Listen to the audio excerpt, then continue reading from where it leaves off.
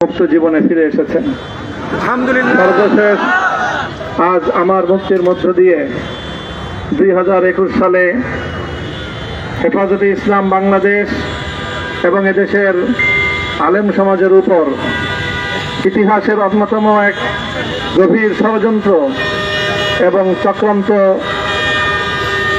নির্যাতনের যে স্টিমরোলার পরিচালনা করা হয়েছিল, তার আজকে একটি প্রাথমিক অধ্যায়ের পরিসমাপ্তি ঘটল।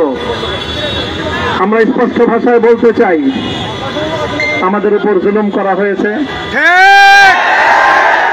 আমরা নির্যাতিত, অন্যায়ভাবে আমাদেরকে কারারুদ্ধ করা হয়েছে, বুলেটের আঘাতে আমাদের ভাইদেরকে হত্যা করা হয়েছে। আমরা যখন আমাদের সন্তানদের লাশ এবং তাদের রক্তমাখা বুলেট বিদ্ধ সেই মরদেহকে সামনে রেখে আমরা যখন আমাদের ন্যূনতম প্রতিবাদটুকু উচ্চারণ করতে গিয়েছি, তখন আমাদেরকে কারারুদ্ধ করা হয়েছে, আমাদেরকে নানাভাবে নিষ্পেষণ করা হয়েছে, আমাদেরকে জনগণ থেকে বিচ্ছিন্ন করার সব ধরনের অপচেষ্টা চালানো হয়েছে। আমি আজ এই মুহূর্তে আমার এই মুক্তি উপলক্ষে আমি বলতে চাই, আমাদের উপর জুলুম করা হয়েছে, এটাকে আমরা সহ্য করে নিলাম। আমাদের ভাইদেরকে হত্যা করা হয়েছে, সেটাও সহ্য করে নিলাম।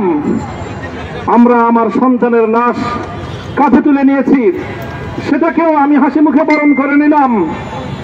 আমাদেরকে অপমান এবং লাঞ্ছনার সব ধরনের ষড়যন্ত্রের সম্মুখীন হতে হয়েছে, সেটাও আমরা হাসি মুখে বরণ করে নিয়েছি। কিন্তু আল্লাহর জমিনে আল্লাহ এবং তার রাসূলের কোন সম্মান এক মুহূর্তের জন্য আমরা বরদাস্ত করে নেব না। আমরা আমাদের সর্বোচ্চ ত্যাগ এবং কোরবানি স্বীকার করতে প্রস্তুত রয়েছি, জীবন দিতে প্রস্তুত রয়েছি। আল্লাহর জমিনে আল্লাহর দ্বীনের ঝান্ডা সমুন্নত করেই আমাদের যাত্রা থামবে ইনশাআল্লাহ। হয়তো শাহাদাত, নয়তো খেলাফত ইনশাআল্লাহ। আল্লাহর জমিনে খেলাফত প্রতিষ্ঠার যে আওয়াজ পৃথিবীর দিকে থেকে উচ্চারিত হচ্ছে, সে আওয়াজ বাংলার জমিনে খেলাফতের এই আন্দোলনকে চূড়ান্ত গন্তব্যে পৌঁছাবে ইনশাআল্লাহ।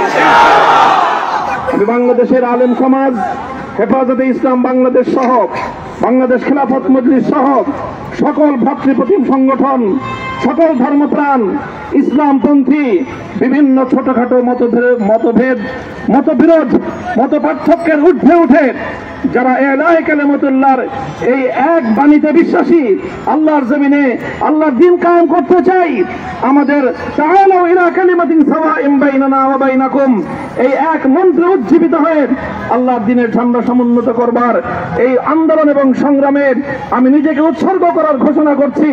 এবং আমার সকল ভাইদেরকে, আমি সকল উলামায়ে কেরামকে এবং ধর্মপ্রাণ মুসলমানদেরকে, ইসলামী নেতৃত্বকে ঐক্যবদ্ধভাবে এই সংগ্রামের ঝান্ডা সমুন্নত করবার, ধারণ করবার আহ্বান জানাচ্ছি।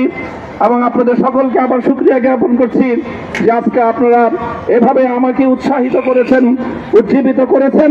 আল্লাহ পাক আপনাদের সকলকে উত্তম বিনিময় দান করুন। প্রিয় ভাইয়েরা,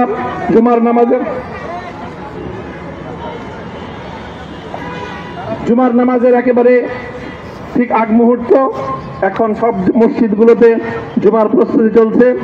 আমরা এখন এখানে খুব সংক্ষিপ্ত দোয়ার মাধ্যমে আমাদের আজকের এই প্রোগ্রামের সমাপ্তি ঘোষণা করব। এরপরে ইনশাআল্লাহ প্রত্যেকে সুশৃঙ্খলভাবে যার যার জায়গা মতো বা আশেপাশের মসজিদগুলোতে গিয়ে আপনারা জুমার নামাজ আদায় করবেন। আমি আবারও বলছি, আমি আমার আলোচনার শুরুতে কোরআনে পাকের সেই আয়াতটুকু তেলাওয়াত করেছিলাম, হযরত ইউসুফ আলাইহিস সালাতু ওয়াস সালাম কারামুক্তি এবং প্রকৃত যারা অন্যায়কারী ছিল, সেই অন্যায়কারীদের স্বরূপ ওনার সামনে উন্মোচিত হয়ে যাওয়ার পর, জাতির সামনে তাদের স্বরূপ উন্মোচিত হয়ে যাওয়ার পর তিনি যে কথা বলেছিলেন, আমিও নবী ইউসুফ আলাইহিস সালাতু ওয়াস সালামের অনুসারী হিসাবে তার সুরে সুর মিলিয়ে, কণ্ঠে কণ্ঠ মিলিয়ে কথাই বলতে চাই, লা তাসরিবা আলাইকুমুল ইয়াউম। ব্যক্তিগত আক্রোশের প্রতিশোধ আমরা কারো কাছ থেকে গ্রহণ করব না। সকলকে আহ্বান জানাই, মাদ্রাসা, স্কুল, কলেজ, ভার্সিটি কোন শিক্ষা ব্যবস্থার ছাত্রদের মধ্যে বিভেদ করার নীতিতে মামুনুল হক বিশ্বাস করে না। আসো, স্কুলের ছাত্র আসো, আমার মাদ্রাসার ছাত্র পাশে দাঁড়াও, কলেজ থেকে আসো, ভার্সিটি থেকে আসো, তোমরা হাতে হাত মিলাও, ইনশাআল্লাহ দেশের স্বাধীনতা অক্ষুণ্ণ থাকবে। এদেশের ইসলাম এবং হাজার বছরের যে সাধনা সংগ্রাম, সেই সংগ্রাম বিজয়ী হবে ইনশাআল্লাহ।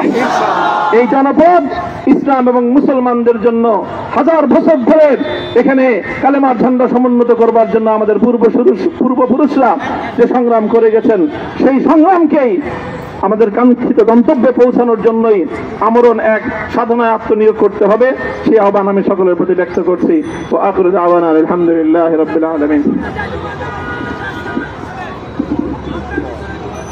اللهم صل على محمد وعلى آل محمد كما صليت على إبراهيم وعلى آل إبراهيم إنك حميد مجيد. ربنا ظلمنا أنفسنا وإن لم تغفر لنا وترحمنا لنكونن من الخاسرين. ربنا آتنا في الدنيا حسنة وفي الآخرة حسنة وقنا عذاب النار. اللهم أحسن عاقبتنا في الأمور كلها وأجرنا من خزي الدنيا وعذاب الآخرة. اللهم آمين. يا الله إخلاصের সাথে শুধুমাত্র আপনার সন্তুষ্টির উদ্দেশ্যে আপনার দ্বীনের ঝান্ডা সমুন্নত করবার জন্য হে আল্লাহ আমাদের বুকে আপনি সাহস দিন, হে আল্লাহ সাহস দিন, হিম্মত দান করুন। আল্লাহ আপনার নুসরতকে, আপনার সাহায্যকে আমাদের সামিলে হাল করে দিন।